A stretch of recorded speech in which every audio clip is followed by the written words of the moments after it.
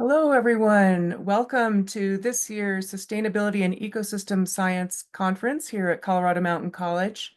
We are excited to welcome all of you as we celebrate our students this morning who have been working so hard, students in our Bachelor of Arts in Sustainability Studies and students in our Bachelor of Science in Ecosystem Science and Stewardship. This is the 9th conference we've offered here, and it gets better and better with every year. I'm so excited to see the student presentations this morning. So I want to thank everyone on the team who's helping to make this conference possible. Our conference coordinator, Valerie Lemaster, our deans, Ann Mall and John Lawrence, our college leadership, Dr. Matt Gianeschi, who's going to start our welcoming remarks in a moment, and most of all, our students who've worked so hard. Also, our faculty who are helping to moderate the rooms. So this morning, we'll get started in a couple of minutes with some remarks from our college president, Dr. Matt Gianeschi, and then we'll begin the student breakout rooms. We've got 6 breakout rooms organized by themes, and all of our guests and participants will be able to choose which rooms they want to go into. And then following that, at 11 o'clock, we'll have our keynote speaker, Gemara Gifford, talking about rematriating the Rockies. So as we come together today, I want to recognize the many gifts that have made Colorado Mountain College possible. First and always, there's the land upon and across which we gather, the land that has been here for millennia and fostered the communities of our valleys, the soil, trees, rocks, rivers, and grasses that give life and sustain the animals that continue to survive here. And we recognize and acknowledge the Indigenous people who for centuries prospered in this land, between and among the mountains and valleys of the region. We acknowledge their place in this land, as well as their displacement, and embrace their gifts of land wisdom and the spirit of reciprocity and stewardship. We also recognize and acknowledge the local communities and philanthropists whose gift and shared passion for education provide a place in these mountains for our students to thrive. Our work here is possible because of so many who have come before us and contributed so much. So thank you again, everyone who is participating today. I'm going to hand it over to our college president, Dr. Matt Gianeschi. Thank you, Kim, and congratulations to all the students and to the faculty and to all of our guests who are joining us today. It is a privilege to host you as we celebrate our 9th CMC Sustainability and Ecosystem Science Conference. I'm going to share my screen now for a brief presentation. Oh, stand by.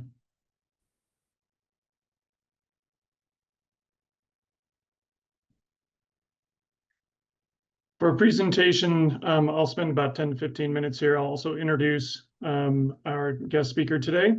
But to our guests who perhaps this is the first time that they've participated in this event, the Sustainability and Ecosystem Science Conference is an opportunity for us to celebrate student-driven and community-engaged research at Colorado Mountain College. It's an annual college-wide conference that is directly linked to all 4 of the college's commitments as articulated in our Mountain Futures strategic plan. And those are equity, care, innovation, and integrity. And I believe you'll find plenty of examples of those as we look at our students' research today. You'll have the opportunity to hear from over 30 amazing students who are graduating this year, who will be presenting their undergraduate research. Undergraduate research is a test bed for the development of transferable skills like critical thinking, problem solving, and communication. It enhances research skills in experimental design and data analysis. It empowers our students to contribute to science, information, and evidence-based decision-making. Additionally, and perhaps most important, undergraduate research fosters intellectual independence and curiosity, which I'll mention again here in my comments. There's no better evidence for this than today's students speakers. Today we'll be joined, as you've heard, from Gemara Gifford. Following the student research presentations, we'll have the honor of hearing from Gemara, a conversation on rematriating the Rockies. Gemara, or Gem, is the owner of Mending Mountains Collective, LLC, and is a Ph.D. candidate at Colorado State University. She will share her research on the pathways and barriers to rematriation in the Southern Rocky Mountain region. Rematriation is a movement supporting the direct return of lands to Indigenous peoples, the return of buffalo to their homelands, and the reclamation and resurgence of Indigenous knowledge, cultural practices, languages, and lifeways. This was a request from Gem. We talked yesterday, and I do not teach in sustainability. I teach in history and economics, and actually I think there's at least one former student who's graduating today, be presenting their information, who was in a class of mine. But as a historian, some of you know that the time is always right for a history lesson. Here's a little history lesson on the state of Colorado, and as we talk about the lands, in particular, of the Ute nations. So the Ute people were an indigenous tribe, and still are, of the western part of Colorado. And actually their name, the Ute, comes from the term valley. And so they were considered the valley people. And in fact, if you talk to the Ute Nation, they'll say that they don't refer to themselves, or did not originally refer to themselves as Utes. They referred to themselves as Nuchu, which means the people. In 1868, the first Confederated Ute reservation was set in Colorado, and you can see that in the red outline here. I've also set in this picture the CMC campuses. And while not all CMC campuses are found in the original Ute lands, several are. And so you'll get a sense of where that connection between the land and the people and Colorado Mountain College come together here, as Kim mentioned just a few moments ago. The hatched blue line in the bottom is the current location in Colorado of the two existing or remaining Ute reservations, the Southern Ute and the Ute Mountain Ute tribes. So I'm going to try to focus my comments here on and trying to coordinate them with the three branches of sustainability, with the social, the environmental, and the economic impacts of our community, and how CMC is playing a role in this. And I'll go briefly through a few, and as much for our guests who may be experiencing CMC for the first time, want to introduce how sustainability is not just an academic program at the college, but it is a part of the system of the institution and the way that we approach our work and our responsibilities. So regarding the environment at the college, there are several things that I think are important as we consider the work today. One, obviously, is some of you are very familiar with the college's work in exploring opportunities to use the college's assets to expand opportunities for renewable energy. And the pictures you see here are from the Spring Valley campus, where we have been able to introduce, with partnerships of others, including Holy Cross Energy, to bring very significant new resources to our communities. And that solar array now powers the equivalent of 3 CMC campuses. We're also exploring opportunities to conserve the lands that have been that are under the care of the college. And so these are 2 examples of areas we are exploring currently as we look at opportunities to potentially hold these lands as open space, perhaps in perpetuity. So the one on the left is a picture of the Glenwood Center and a property that we are currently working with the Aspen Valley Land Trust to maintain as open space in Glenwood Springs. And then the one on the right is the Spring Valley campus, and the yellow line that you see, those lines are the lines of the college's current property and things that we are looking at as we explore ways to potentially hold that as open space for the college.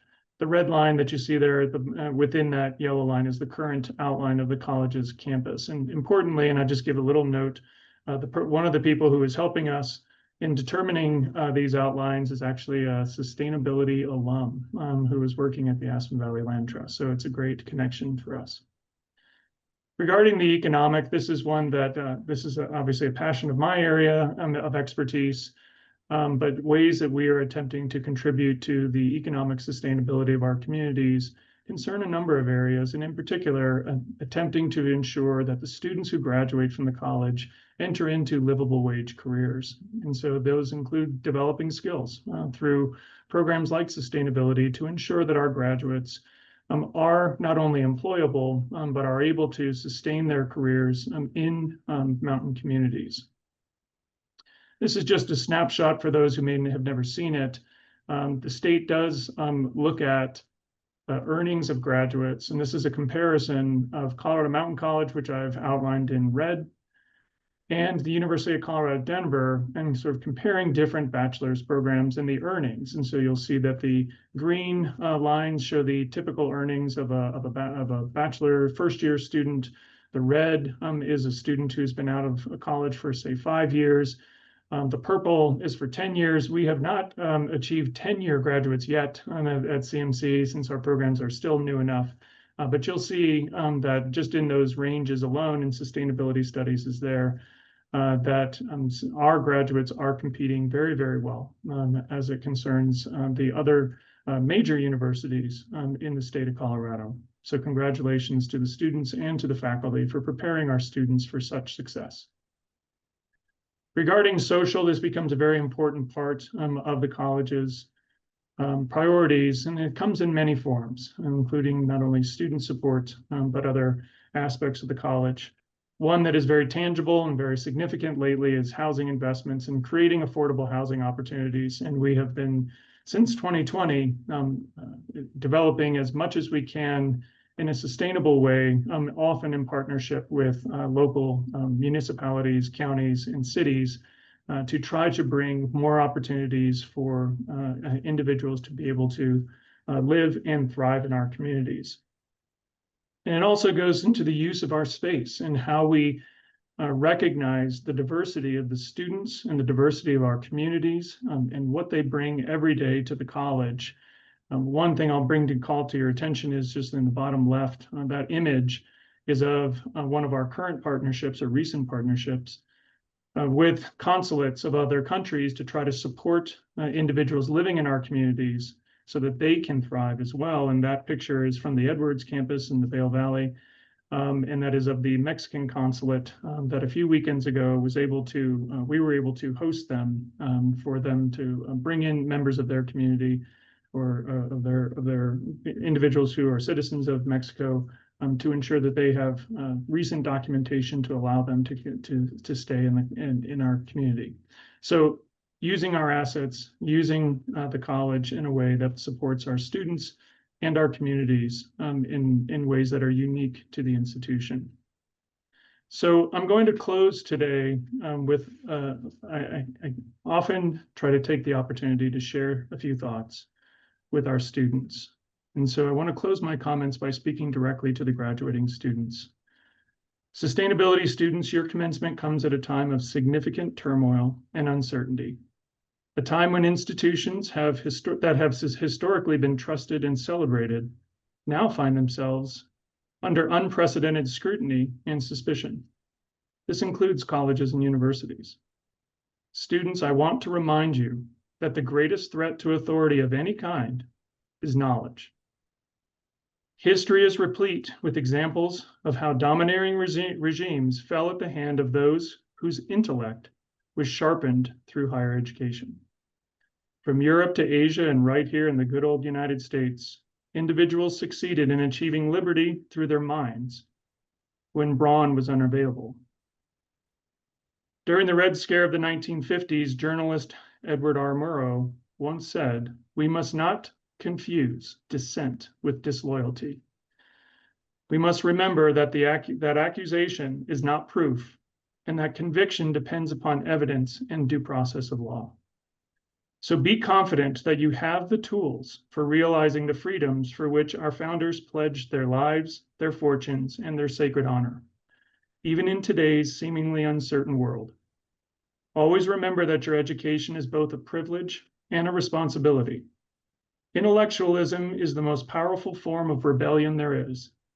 as it inspires curiosity, independence, and free thought. Your instructors have given you the opportunity to live a full and purposeful life. Use it. Several years ago, I received a call from a reporter who told me that there was a protest underway at one of our campuses. He wanted to know if I had any comments about the protest. When I learned that it was our sustainability students who were using their voices to protest the need for a college sustainability plan, thank you, Kevin, I told the reporter that I was proud of the students and that I would plan to join them the next time I'm on campus. Always remember that your right to free speech cannot be used to deny another student's right to their education. But never abandon your values. Always assume the good in others and never give up hope. The future can always be a fairer, more prosperous, more humane place with your example and the tools with which you've been equipped. The future of our nation, our democracy, and our economy rest with you. And I'm very confident that you have the tools to sustain them. As Winston Churchill once said, fear is a reaction, but courage is a decision. Decide to be courageous, students. We are so very proud of you, and we look forward to celebrating your great work today and for many years to come. Congratulations, graduating students. Congratulations, faculty. And let's celebrate with the 9th Annual Sustainability and Ecosystem Science Conference. Thank you for the opportunity. Thank you, Dr. Gianeschi. Wonderful overview of sustainability in our communities and Colorado Mountain College's commitment to sustainability and all the great things that you and your team are working so hard at. It's great to be part of this organization and to continue the journey to make our communities that much better, and most of all, to support our students in creating the future of our communities. So thank you to your hard work and commitment to all of that. It means a lot to all of us. Thank you, Kim, and thanks to everybody. I wish everyone a terrific day. Okay, everyone, welcome back from our morning breakout sessions. Congratulations to all of our students on your presentations. The ones I was able to see were excellent, so good work. Now we're going to get started with our keynote speaker, and I'll just take a moment to introduce Gemara Gifford. I came across her work about a year ago as I was learning about statewide efforts to create a statewide conservation plan, and Gemara was one of the consultants involved in the process, and I looked into her work and I thought, wow, this is amazing work that she's doing. And I think the kind of work that she's doing is very interesting to our students. They always have lots of questions about this concept of rematriation and other things related to that. So let me introduce Gemara. She's the owner of Mending Mountains Collective, LLC. She's a Ph.D. candidate at Colorado State University and a former wildlife scientist with a background in community-based conservation, nonprofit leadership, and rematriation movements in Latin America. Gem advocates for environmental justice and Indigenous rights. With roots in the Southern Rocky Mountain region, Gem's family, Chicano labor rights organizers from the San Luis Valley, and coal mining camps of Southern Colorado instilled in her a deep love and responsibility for animals and the environment. So Gem, welcome so much. We are so pleased to have you here this morning. We look forward to your presentation. Take it away.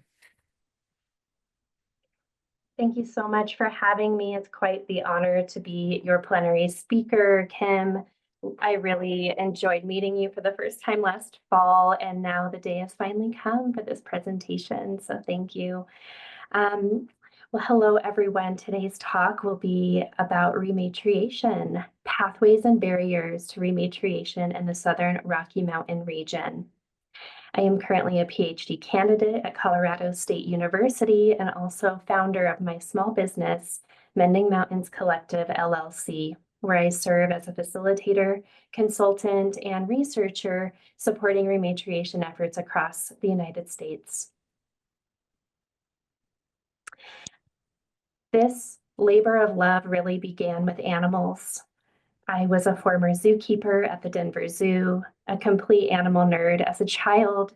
I worked as a wildlife scientist at Colorado Parks and Wildlife and the U.S. Forest Service for many years, working on endangered species conservation.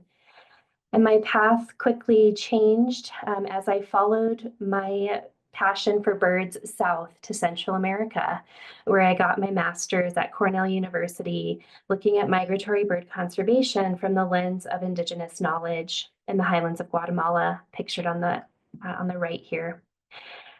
I then worked at Trees, Water, and People, a lovely small grassroots organization in Fort Collins, where for 7 years I was the Central America Program Director, collaborating with communities across Honduras, Guatemala, Nicaragua, El Salvador, to develop Indigenous-led projects and rematriation efforts. Even though I began my career as a wildlife scientist, I have come out of that as a community engagement and community steward.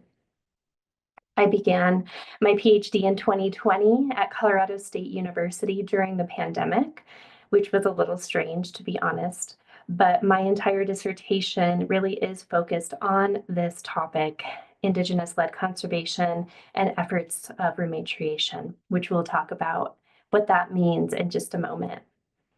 If I wasn't busy enough, I thought, let's start a business in 2023. And I've been working with state, local, and regional partners across the United States to support this work. These are some of my friends and colleagues that I've made over the past few years, and I couldn't be more lucky to have a job like this, where I get to teach, facilitate, do research, and offer consultations and support of Indian country. A shout out to my friends who are on the call today from Trees, Water, and People, CSU, from my childhood and my family, who has always supported me. I must introduce my family to you as well. I would love to share with you a little bit about my family's background in Colorado. We are Colorado natives. You hear that a lot. I'm a Colorado native. I've been here for a while.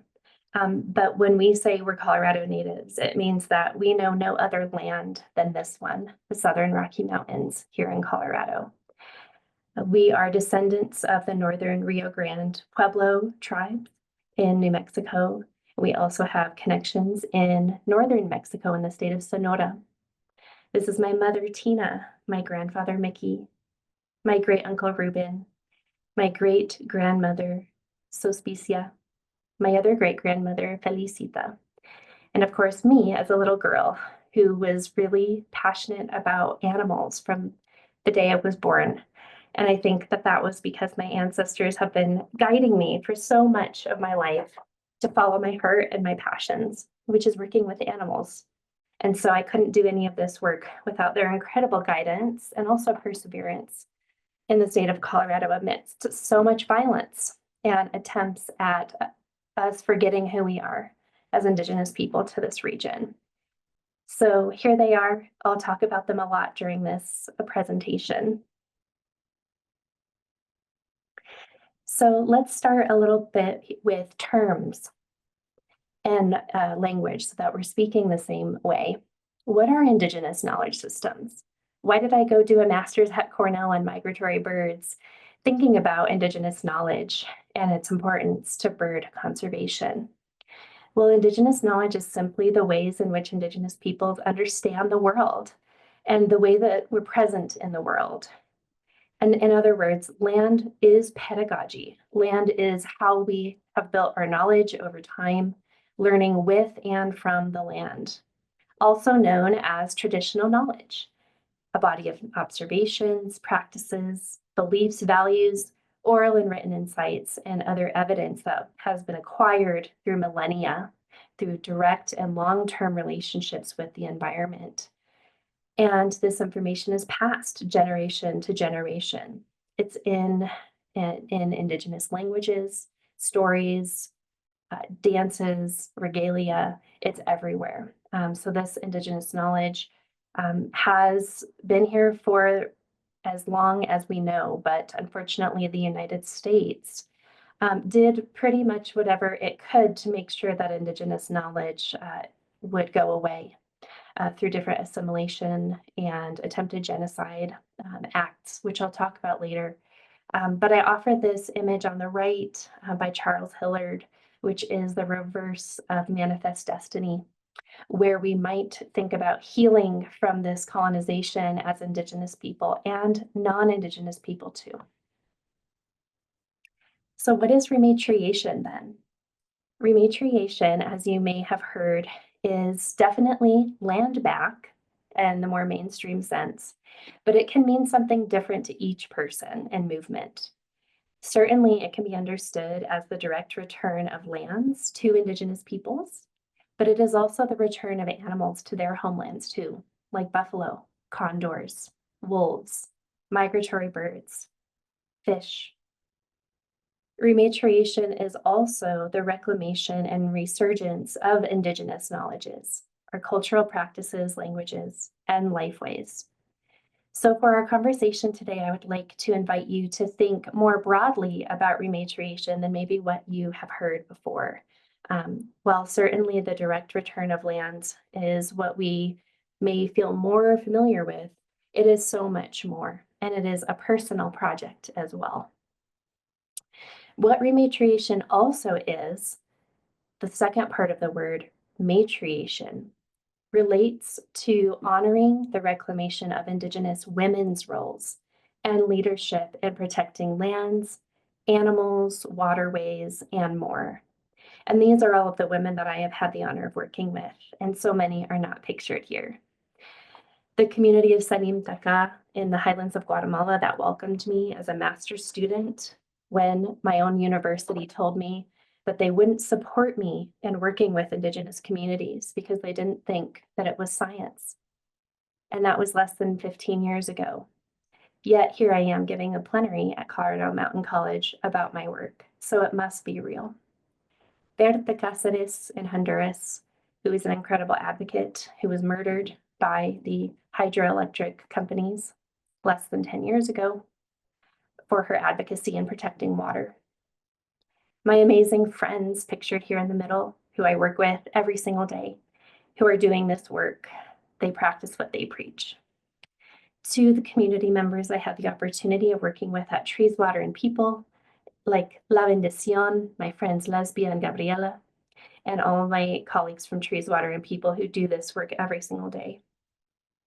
To Deb Helland, who served as our first Department of Interior, and now hopefully Governor of New Mexico soon, who really shifted the way that the Department of Interior worked in support of Indigenous people. It was an honor to meet her a couple of years back.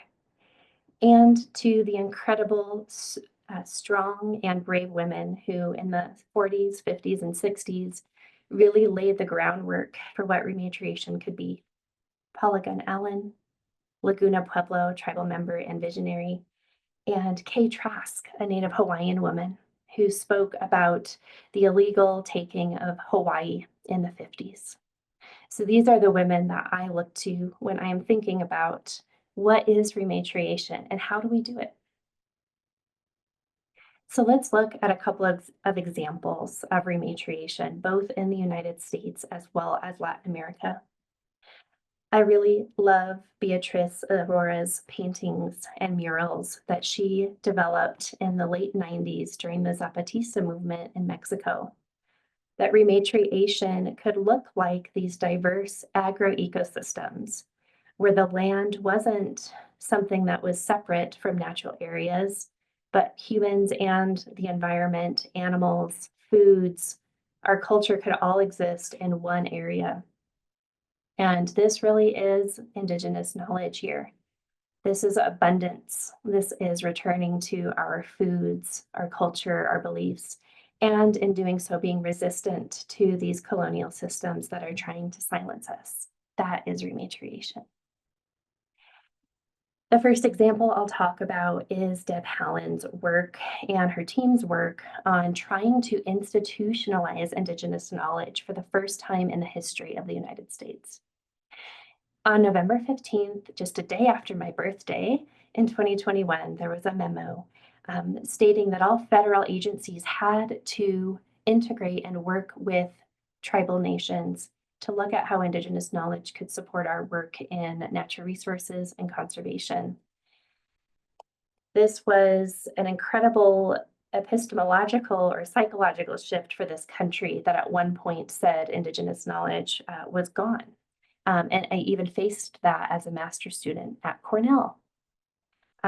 So how is it that less than 10 years after my experience as a student at Cornell, we now have the United States saying that Indigenous knowledge is important? I think that's a real shift, not just of the United States, but also of the movements that have been going on for the last 70 plus years and even longer, since the Pueblo Revolt, you could say, to reclaim our knowledge and who we are and our knowledge of the land. This, although we are in a new administration now, the procedures for the inclusion and application of Indigenous knowledges is still active within the U.S. Department of Interior. This was published less than 3 months ago. So even though it feels that we take 3 steps back, 1 step forward, it is important to acknowledge that the United States finally, for the first time, is looking at our ways of life as legitimate. Of course, we don't need their validation, but it certainly does help move things forward in a different way. So rematriation is the acknowledgement of traditional knowledge at the highest levels. In Guatemala, I had the wonderful opportunity of working with the community of La Bendición and Utzche when I was at Trees, Water, and People. This is a community that was displaced 20 years prior after the Civil War in Guatemala, and essentially were Indigenous people without any land, had nowhere to go. The Guatemalan government said, well, let's find some lands for these peasant farmers who have nowhere to be. And so there was a program to relocate displaced Indigenous people from Huehuetenango in San Marcos to the southeastern part of Guatemala in the Department of Escuintla. However, when over 150 families arrived to the lands that they were given as a relocation site, there weren't any roads, water, ways of growing food, and there weren't any homes there. It was a complete blank slate. In fact, an abandoned coffee farm. 50 families chose to stay in this area and rebuild their lives. I am super proud to say that 2 years ago, this community paid off the agrarian debt that was owed to the Guatemalan government, and their land is finally theirs for the first time. Trees, Water, and People, Utzche, and others helped this process, but really it was the Indigenous women who led the way 20 years back. Unfortunately, in Guatemala, there's not the same legal structures or acknowledgement or recognition of Indigenous people that there are in other places like Canada, the United States. Indigenous people constantly are battling erasure and people not even acknowledging that they exist in Guatemala. There are no rights written in the Constitution of Guatemala for Indigenous people. So a lot of the rematriation efforts in Latin America are totally from the ground up. And here's a successful story here where folks were able to get lands back in the country. Let's look at some examples in the Pacific Northwest. Klamath River tribes were successful last year in removing the dams on the Klamath River. For the first time in history, the Klamath River is running again, and salmon are able to actually move from their breeding locations to their spawning sites. There's a wonderful documentary called Undammed that Amy Bowers-Cordelis is featured in that Patagonia helped fund that I really recommend that you all check out. Dam removals is another example of rematriation because it helps rebuild relationships between people, their rivers, and salmon. The Yurok tribe is an incredible leader on many efforts, but especially California condor restoration. California condors were nearly extinct a few decades back, and a tribal-led effort helped the California condor return. Wildlife recovery is another example of rematriation that we can't ignore. For these incredible birds who have been here for millions of years longer than we have, for them to be able to return to their homelands, their skies is truly unspeakable and a way of healing from colonization. Bears Ears National Monument is a very powerful story of rematriation, whereby the monument was actually created during the Obama administration at the leadership of 5 tribes. Ute Mountain Ute tribe here in Colorado is one of the co-managers of Bears Ears. However, during the first Trump administration, the Bears Ears boundaries were reduced by 80% and opened up to mining companies. It is expected that this will happen again, and advocacy and grassroots efforts will need to continue to push forward to protect Bears Ears. The women of Bears Ears are incredible matriarchs working to protect this area. They are clients and friends of mine, and it's been an honor to work with them, to support them as they protect this area. But all that to say, as much as rematriation, we can have wins. At the flip of a hat, the administration can choose to take that away. So that's why it is so important for all of us to work together to protect these ancestral homelands. Another example of rematriation is buffalo returning to their homes. Here is an image of the Medano Zapata Ranch herd near the Great Sand Dunes National Monument here in Colorado.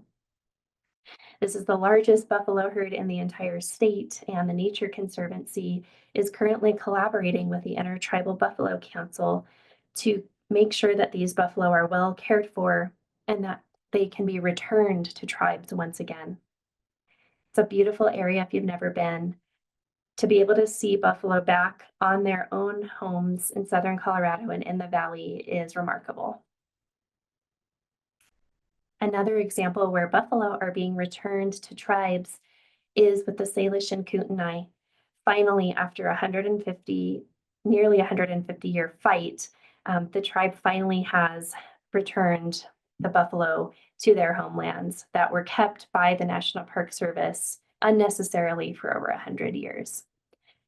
It is important that buffalo are returned to Indigenous people and that they can have a leadership in their recovery because of the spiritual and cultural connection that many, many tribes have to buffalo. It's impossible to recover animals, wildlife, and other species like buffalo, salmon, wolves, condors without the leadership of Indigenous people. So it's really up to us as conservation practitioners, sustainability scholars, and leaders to take the leadership from tribes.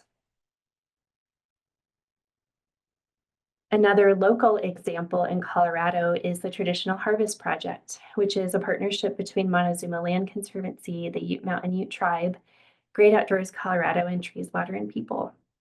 In the southwestern part of the state, Ute Mountain Ute has their reservation lands, but the entire state of Colorado is homelands to the Ute Mountain Ute. This is a program that was developed to build partnerships with private landowners in and around the Ute Mountain Ute reservation so that tribal members could access their private lands for traditional harvest of willows, of other medicinal plants, of lodgepole pines that the Ute Mountain Ute may utilize for ceremonial purposes. But unfortunately, due to drought and other effects of climate change, those plants are no longer available on the reservation in the ways that they would have been. So private landowners are stepping up and opening up their lands to tribal members so that they can harvest plants, but also reconnect and put their feet back on their own lands. So an example of private landowners supporting rematriation as well as funders and organizations in the state. And Great Outdoors Colorado is a wonderful organization in our state that takes lottery proceeds and reinvests them into outdoor recreation and conservation projects. The Ute Mountain Ute tribe was the very first tribe to ever receive a grant from Great Outdoors Colorado less than 5 years ago. And I was just on a call with them earlier this week, helping them think about how to get even more funds out on the ground for rematriation. A shout out to my friend and colleague Regina Lopez Whiteskunk and all my friends at TWP and MLC for their work on this transformative project. One of my favorite examples of rematriation is the wildlife overpass in Colorado that was built on Highway 160. There were so many wildlife collisions occurring on this highway with elk, deer, and other wildlife that the tribe really wanted to see a solution so that animals could be protected. And so it took 20 years from about 2005 to 2023 or so for this overpass to be funded and built, and is the first wildlife overpass to ever be built with the leadership of a tribe, the Southern Ute. This overpass not only helps prevent wildlife collisions, but it helps animals connect with their homelands safely from one side of the reservation to the other. What's really unique about this wildlife overpass is that it helps connect wildlife habitat from the reservation to the Bruneau area, which is a treaty area in the state of Colorado, where the Ute Mountain Ute and Southern Ute have reserved hunting, fishing, and gathering rights. This is one of the few treaties that has not been broken, and that's in the state of Colorado, and it is a success story that everybody should know about. The final example I'll give in the Southern Rocky Mountain region is Fisher's Peak State Park. This is the newest state park in Colorado, located just west, or in Trinidad, just west of where my family is from. This is incredible because Colorado Parks and Wildlife has built partnerships with over 15 tribes to inform how Fisher's Peak State Park can be managed, protected, and also in developing interpretation. I have linked a website here where you can watch the video on what CPW is doing to partner with not only Ute Mountain Ute and Southern Ute Indian tribes, the 2 federally recognized tribes in our state, but also 13 other historic tribes that at one point or another called Colorado home. So here in the state of Colorado, we have numerous examples of rematriation, and there's so many more that I haven't had the opportunity to mention. So if state parks can be an opportunity for historic tribes to come back to their homelands, why can't we do this even more? So really the possibilities are endless as far as opportunities for rematriation. Despite our federal political climate, there's a lot more we can do collectively on the ground here in the state. How I would like to share with you now my personal rematriation process. Rematriation, as I've mentioned, can be at the highest level with tribes getting their lands back, animals returning to their homelands, dam removals, returning to our medicinal plants, and so much more. But for me, I would like to share with you how birds have offered me a pathway to rematriation to my homelands and beyond. Here is a sandhill crane, the most beautiful bird I think we have in the state. That every single year, over 25,000 cranes come to the San Luis Valley in Monte Vista for their stopovers as they're migrating home. The Monte Vista Crane Festival occurs every March and is one that I hope each and every one of you can attend someday in your lives to see the most magnificent migration that we have here. And in my obsession with sandhill cranes and other birds, I realized that their homelands are the same as my family's. The Rocky Mountain region sandhill cranes live here in the San Luis Valley, in New Mexico, and in parts of northern Mexico as well. That's where we're from. And I thought, how unique that I am able to work with migratory birds throughout my career. And I had no idea that what I was really doing was returning to my homelands through my love of birds and following them. In my dissertation work at Colorado State University, I write a little bit about this story and how the cranes have helped my family return home to ourselves. And if that isn't rematriation, I don't know what is. So why do we need rematriation? What's the big deal? For me personally, I have actually been instructed by my great-grandmothers to do this heart work. Although I never met Felicita and Suspicia in my life, I do frequently dream of them, and I have been instructed to follow my heart and to do this work. And that's one of the reasons why I started my business, Mending Mountains Collective, was at their direction. And so this process is incredibly personal for me. It's one that I really want to share with you today so that you get my experience as well as think about how you might have a role in rematriation. So why do we need rematriation? It's because we need to heal from these past harms that the United States did to us as Indigenous people. This is an image of what manifest destiny was.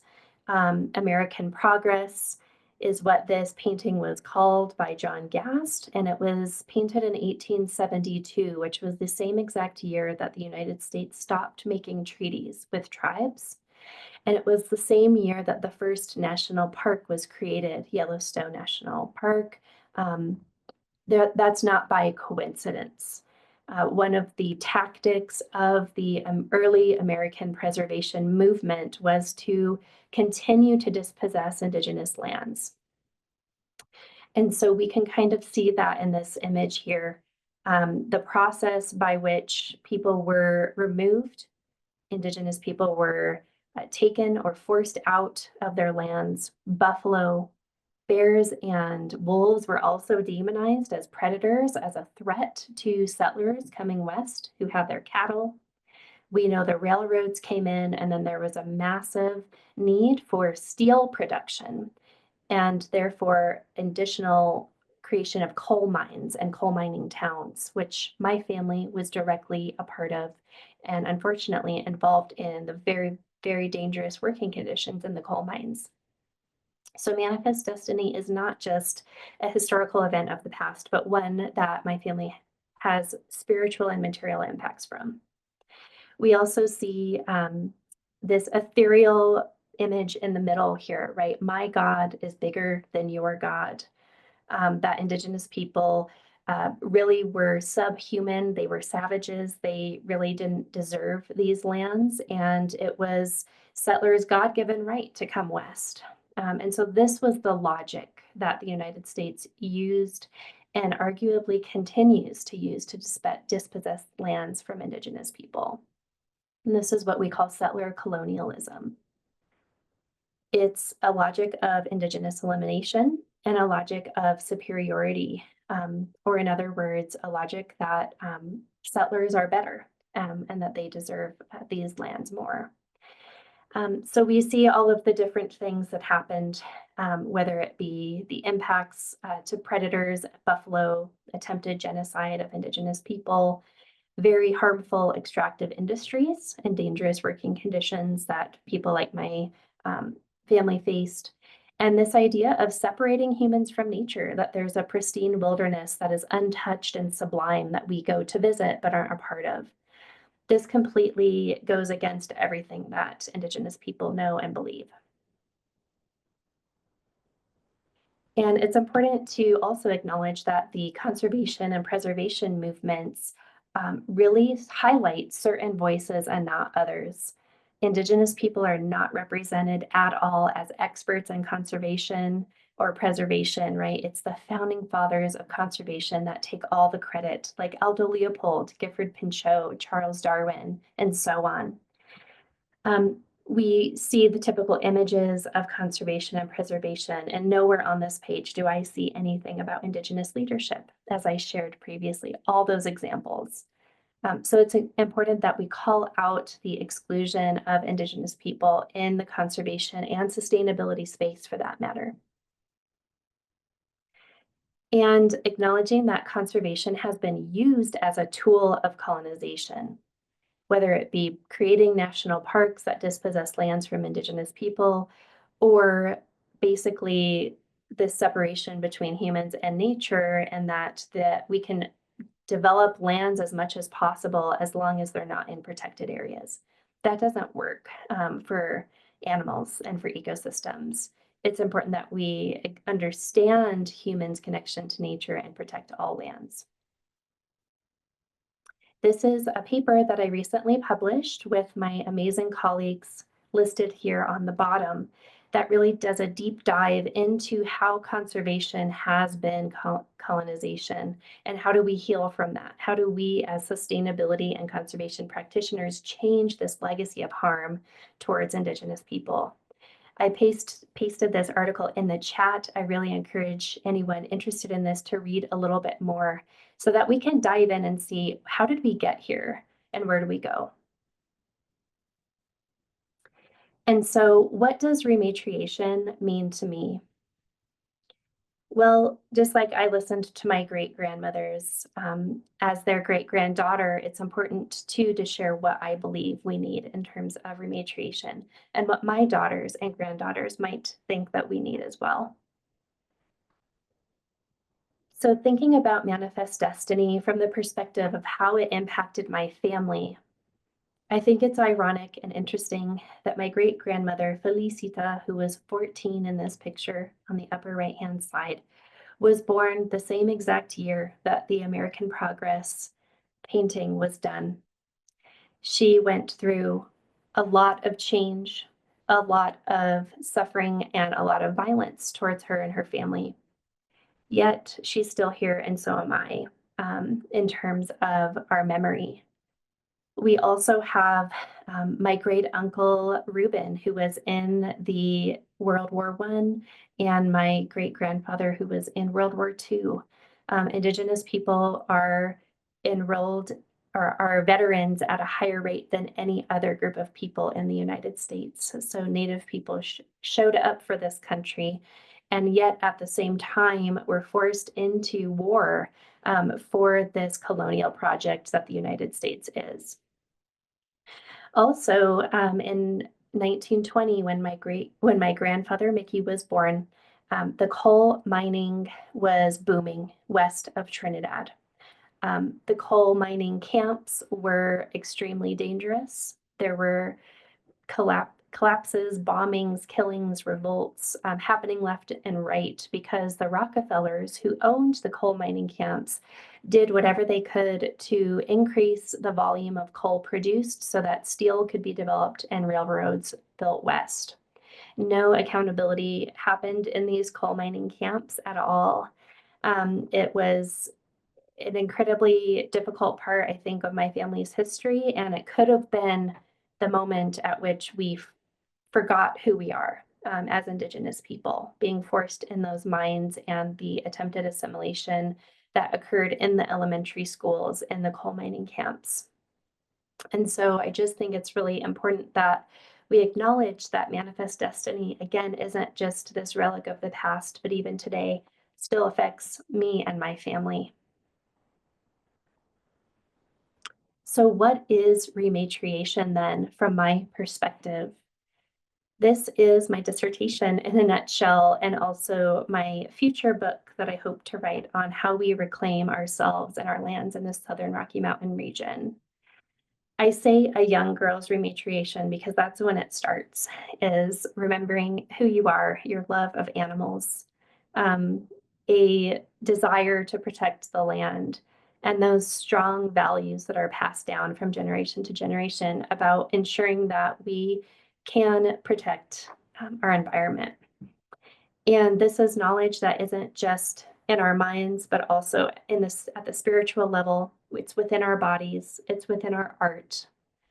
And if we're able to be well-rounded young people and know who we are at a core level, we're able to protect the land and help heal the land, animals and plants. We're able to tell our stories better, support our community, and reclaim our cultures. But we're not in this alone. We also have our ancestral knowledge and ancestors protecting us, as well as our own spirit, who really, it's important that we listen to, right? Our intuition, our guts, what we feel when we go into certain places. whether that's a bad feeling or a good feeling, listening to ourselves and our full embodied self. So this is what rematriation means to me. It's not just land back. It is so much more of a process of coming home to ourselves, our communities, and culture. And all the other examples I showed you today from the Pacific Northwest, the Southwest, Latin America, and so on are represented in this middle part of the ring. But it really takes for children like my great-grandmother and her daughter here, my brother Chase, myself, my mom when she was young, to follow our hearts and what we believe that we really need to do. And for me, it was work with birds. And I believe that my work with birds helped bring me home in a lot of ways. I want to tell you a little bit more about the coal mining camps in southern Colorado and how it applies to why rematriation requires that we tell these stories. This is Sopris, Colorado, a former coal mining town where my great-grandmother lived. And this town doesn't exist anymore. You can't find it on a map, and you certainly can't Google it. And that's because it is now buried underneath Trinidad Lake State Park. Trinidad Lake State Park is mentioned on CPW's website as a wonderful place to escape the crowds, explore the great outdoors, and interesting local attractions. But if you know our stories in southern Colorado, you know that this was once our home. And so from my standpoint, Trinidad Lake State Park is an example of how public lands and conservation continue to submerge our histories and cover up the imperial and colonial violence of the state. And quite literally, our stories are submerged underneath water. So a part of the rematriation process in the Southern Rocky Mountain region requires that we tell our stories. So a rematriation roadmap of the Southern Rocky Mountain region is what I offer to you all as far as a framework for how we move forward, not just land back, but let's think about this from a lot more holistic standpoint. And here is the Southern Rocky Mountain region here that I've been speaking about.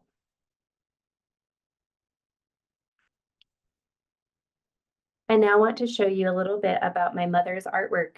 She was an incredible painter, beater, potter. She did all kinds of art. Growing up in Arvada, Colorado, our entire home was like living in an art museum. We had art all over the walls. We were always painting or making something. And towards the end of my mom's life, she began painting the coal mining towns.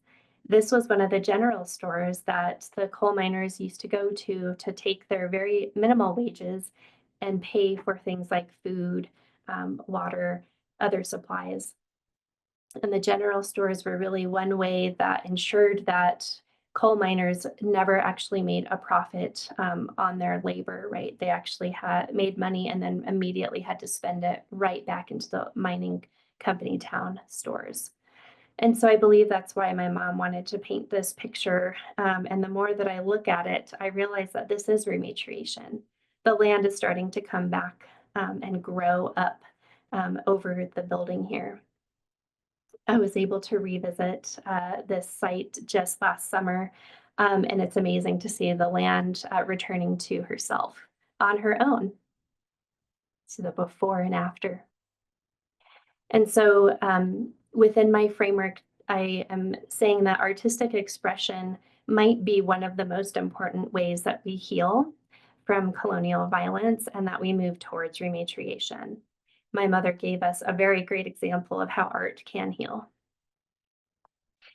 I would like to start to close my talk by offering you a little bit of my art, a poem that I wrote that was influenced not only by my family and ancestors, but my amazing brother, Chase. I will now read this love letter to Colorado to you. I am from the red clay soils of the Rocky Mountains, just where the snowy mountains meet the plains. I am from a beautiful borderlands where the buffalo and the hummingbirds meet in the spring. I am from the hummingbird warriors that visit my grandma's red rose bushes in Denver's North Side. I am green chili and cheese tamales, chicharrones, menudo, and choke cherry jams. In Trinidad, we were not lost souls because of our Indianness in a Spanish wilderness, but because we were forced into the coal mines and lived in the company towns that no longer have names, because the explosions and revolts and killings were too heavy of a burden to be named. And perhaps that's why at the river, La Llorona cries. Our stories may be submerged underwater, yet our memory of Colorado has more depth. Would you believe me if I told you my family has been here in Colorado since it lay beneath an ancient ocean, or when the giant ground sloths and glyptodons roamed the earth? We are the red clay soils of the Rockies, just where the snowy mountains meet the plains. We are from a beautiful borderlands where the buffalo and the hummingbirds will once again greet each other in the spring.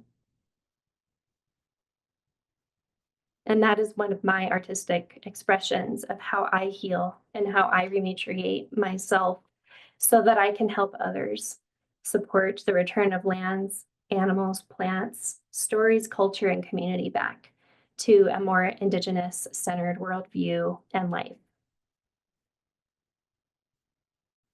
A call to action.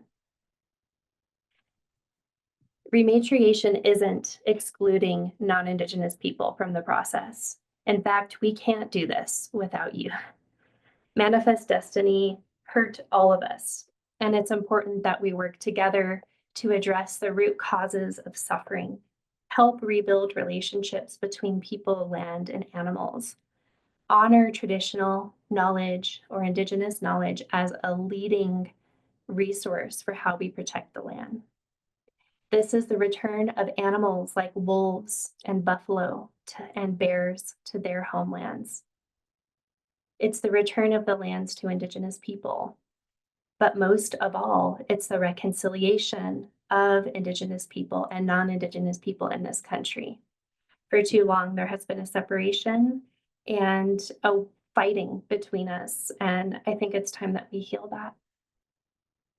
Reconciliation is about establishing and maintaining a mutually respectful relationship between Indigenous and non-Indigenous people in this country. But for that to happen, we have to look at the past, acknowledge what happened in order to move forward. We all have a role to play in rematriation, and I invite you to come along on this journey. Thank you so much for having me as a plenary speaker at Colorado Mountain College. Rematriating the Rockies is a project that will be lifelong. I hope that we can stay in touch and work together on this effort. Thank you so much. Thank you, Jem. Thank you so much for your powerful and beautiful presentation and for sharing all of those very, very inspiring examples of rematriation across the Rockies and beyond throughout the world. Your work is so important, and these stories are important to be shared. And also for the deeper understanding of the history of the Southern Rockies and for your vision of the future of how we can work together. Very beautiful. Thank you so much. So for those of you out there listening, please feel free to post your questions in the chat. We've got some chat monitors here to help us ask some questions for Jem before we wrap it up this morning. And Kim, just thank you again for inviting me. I know Colorado Mountain College is doing such incredible work with Indigenous people, such as making tuition accessible to Ute tribal members and other work. So just really kudos to everyone and to the students who are soon to be graduating. But I would love to take any questions if there are any in the chat.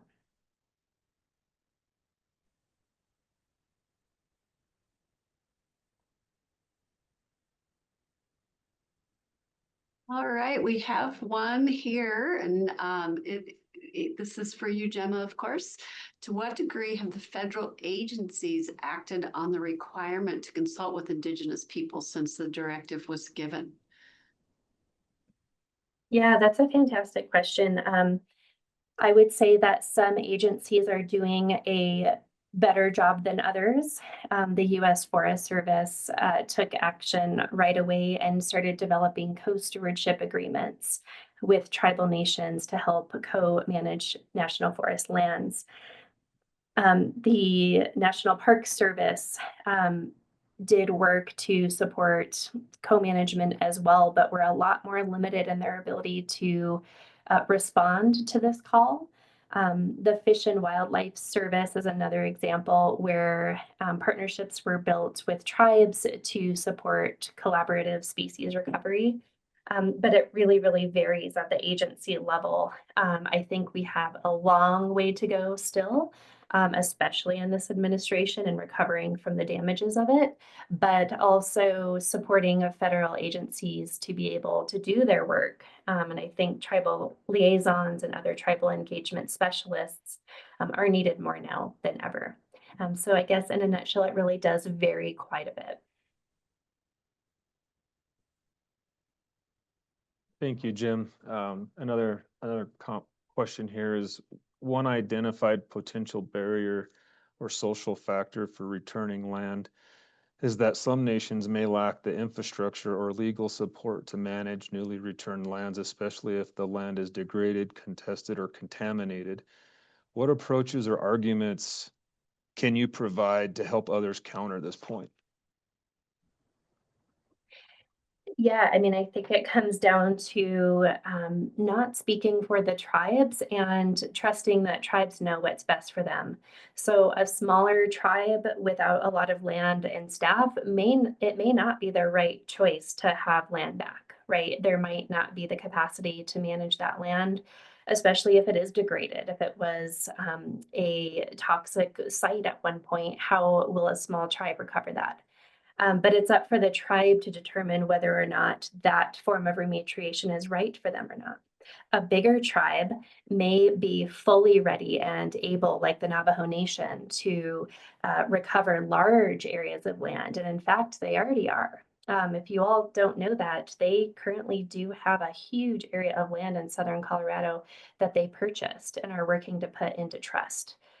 So it really is unique. I think each rematriation process is going to be different for each tribe.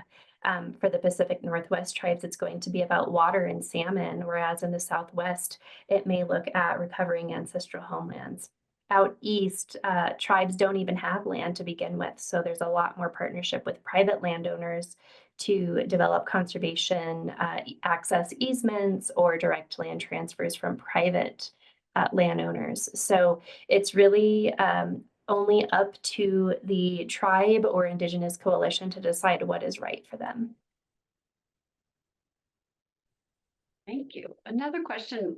One of our participants' families lives in Walsenburg, which is really close to Trinidad. And they're asking, are there any resources working to bring the history of the mining town that have gone unrecorded? Are there any resources to bring that, working to bring that out? Yes, I also have family in Walsenburg currently and in the past from the coal mining towns there. I would say that History Colorado is doing a really fabulous job of some of the history of the coal mining towns. There is also the Steelworks Museum in Pueblo, Colorado, that I actually found some of my family's medical documents where the miners, were being screened for black lung and other things like that. And they hold a lot of the history there. There is a amazing scholar, Virginia Sanchez, who has posted quite a bit about the mining history. And CSU Pueblo has a couple of other faculty working on this. But as far as looking at the coal mining history from the perspective of Chicano and Indigenous laborers, there is a really huge gap. And when it comes to Indigenous women's stories or women who worked in the mines, that history is almost completely non-existent. So that is what I am working on for one of my chapters, is helping to bring those histories more into the light. And the last resource I would love to share is that of author Kali Fajardo-Anstein. I went to high school with her at Pomona High School. She wrote 2 novels that are based on her family. One is Sabrina and Corina, which tells us 10 short stories about Chicano and Indigenous families from Southern Colorado and their experiences in the coal mines. So really would love to kind of start to collate resource sheets on this, but unfortunately, the history really is submerged, quite literally, on what happened. So I'm going to kind of merge 2 questions because the first individual thought maybe you had answered it a little bit with giving the tribe the first right of refusal on land, but the question was really around the gray wolf. And then the next question was, are there still plans for the return of the Mendano Zapata bison herd to Indigenous tribes? And so could you speak maybe holistically around returning native species to native lands? Yeah, absolutely. I think that in regards to the gray wolf reintroduction, which I think if you've lived in Colorado for a little more than a couple of years, you probably know it's a very political topic. And there are certain tribes that do work very, very closely with gray wolf reintroduction, such as the Nez Perce tribe. But the Ute Mountain Ute and Southern Ute felt that there wasn't a proper, that they didn't have a proper voice in the say of the legislative process for returning gray wolves. So it's not anything against the wolves, right? But it is about the process of engaging with tribes so that their voices are included. And there was an extensive tribal engagement and consultation process with gray wolves that was led by Keystone Policy Center, with the Center for Tribal Indigenous Engagement that you all can look at. But again, it's just really about like not speaking for the tribes and not forgetting that tribes are sovereign nations that must be included in the process from the get-go. And unfortunately, the legislative process in Colorado unintentionally excludes tribes frequently.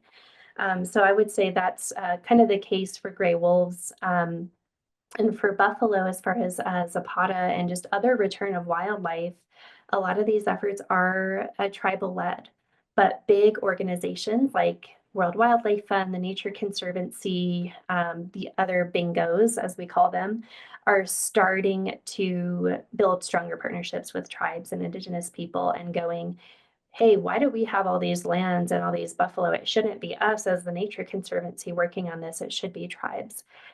So the Intertribal Buffalo Council is a group I really recommend you all check out and follow them to kind of stay up to date on the Zapata bison herd.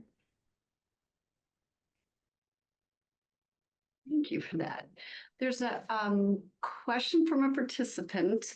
For private landowners in Colorado who wish to invite the Ute Mountain Tribe members for harvest and having their feet on the ground, is there a specific person or group to reach out to? Yes, that will be Montezuma Land Conservancy, particularly their cross-cultural team. Regina Lopez White Skunk is the primary contact, but even if you just visited Montezuma Land Conservancy's website, you can email anyone from there and they can get you hooked up with the Traditional Harvest Project. Thank you.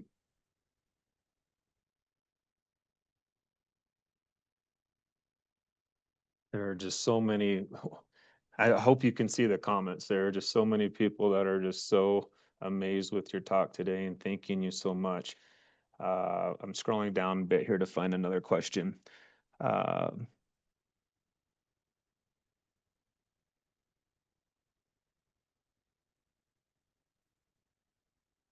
this question is in respect to the buffaloes. is this being done because the culture of the indigenous people can better help sustain the lives of the buffaloes, or is this being done as a means of appeasing the indigenous or tribal people? I can't speak for TNC's motivation for reaching out to intertribal organizations on this, but buffalo are culture. There are so many buffalo nations that relied upon buffalo since time immemorial. And one of the tactics that the United States used to get rid of the Indian problem was to attack the buffalo, which really was the life way for a lot of tribes in the Great Plains and the Southwest, and all across the country. So we really can look at the rematriation of buffalo as a healing from that violent attack by the United States on Indigenous people. And I think TNC, just because I know the staff working on this project, they sincerely want to build partnerships with tribal nations so that tribes can have more access to buffalo as a spiritual and culturally important animal that their entire worldview and language is based on. So I cannot underscore or emphasize how important buffalo are to some tribal nations, and their recovery is essential to rematriation as Indigenous people. Thank you so much for all of these questions and comments in the chat. It has been a wonderful experience sharing this morning with you, Gem, and we're just about at the noon hour right now, so we are going to wrap it up. And deep appreciation from all of us at Colorado Mountain College for sharing your wisdom and your time with us and your inspiration for the future. We really appreciate it. Thank you so much. And I also want to thank all of our students for your presentations this morning and sharing all of your research and knowledge with our broader communities and families. I want to thank our faculty members for supporting our students and our staff and community members for helping us out, being here. It's been an amazing morning, so many people participating, and we will be sending the recording to anyone who has registered. So we'll have the final recording to share out in a few days. You can get that in your email. So again, we want to recognize our faculty and staff, supporting families and friends, our presenting students, and our community partners. We couldn't do all of this without you. I also want to remind everyone that this afternoon, there are going to be some events taking place at some of our campuses. You can see these on our conference webpage, but I'll just mention them briefly. At the Spring Valley campus, we've got an interactive poster session and a community garden party from 1 till 3 at the CMC Spring Valley Greenhouse. At the Leadville campus, we've got research presentations, student capstone poster exhibition, and a community social from 2:30 to 5. At the Steamboat campus, we've got an interactive research poster session and permaculture garden party from 12:30 to 2:30 at the Bear Park Permaculture Center. And Jem, I just want to mention that mural that you shared was just so beautiful and really reminded me of the potential of permaculture design and thinking through that interfaces and interconnections with our communities and the more than human world. And at our Breckenridge campus on Earth Day next week, April 22nd, the Sierra Club's Headwaters group will be sharing a film called Dark Sky, Defending the Dark, and we will also have some of our capstone students with their poster presentations. And then last night, I know you can't go back in time, but we had Rachel Forbes and her topic on mental health and climate change as part of the Climate Speaker Series and Climate Action Week in the Eagle Valley. So there's many opportunities to get involved in all of these presentations. And we hope you will stay tuned and connect with us at these gatherings and at future conferences. Thank you so much for joining us this morning.